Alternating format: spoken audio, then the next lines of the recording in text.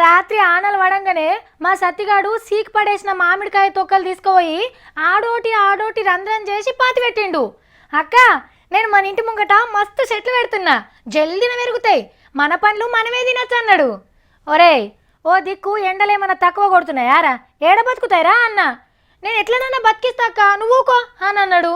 అమ్మో, మరి ఇప్పుడు ఈ వార్త చూసినంటే నా చీరలను మిగిలనియడు, ఏడ దాసి పెట్టుకోవాలనో ఏమో. నా చీరల పరిస్థితి ఏంది? ఉపాయం ఉండాలి గాని ఎండను కూడా ఎల్లగొట్టచ్చు. కావాలంటే గి చూడుండ్రి, బగ్గున మండుతున్న ఎండలకు మొక్కలు అరుడు పట్టకుండా ఎంత చక్కటి ఉపాయం చేసిండ్రో. రంగురంగుల చీరలతోని చల్లటి పందిళ్ళు పరిచిండ్రు. ఎంత ఎండగొట్టినా ఏం కాదిగా. మీదికెళ్ళి గిట్ల నీళ్లను పిచికారీ చేస్తారు కాబట్టి ఎప్పుడు చల్లగానే ఉంటది మొక్కలకు, ఎక్కువ నీళ్లు కూడా అవసరం పడాయి. మన పక్క రాష్ట్రం ఆంధ్రాల కర్నూలు జిల్లా ఆత్మకూరు కాడ మొక్కలను సాది అమ్మే సర్కార్ ఆఫీసర్లు చేసిన గొప్ప ఆలోచన ఇది.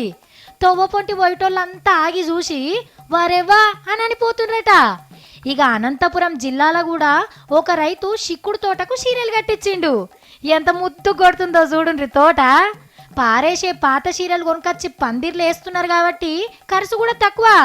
చీరలు అమ్ముకున్నోళ్ళు గొప్ప కార్యానికి సాయం అవుతున్నట్టు ఫీల్ కావచ్చు.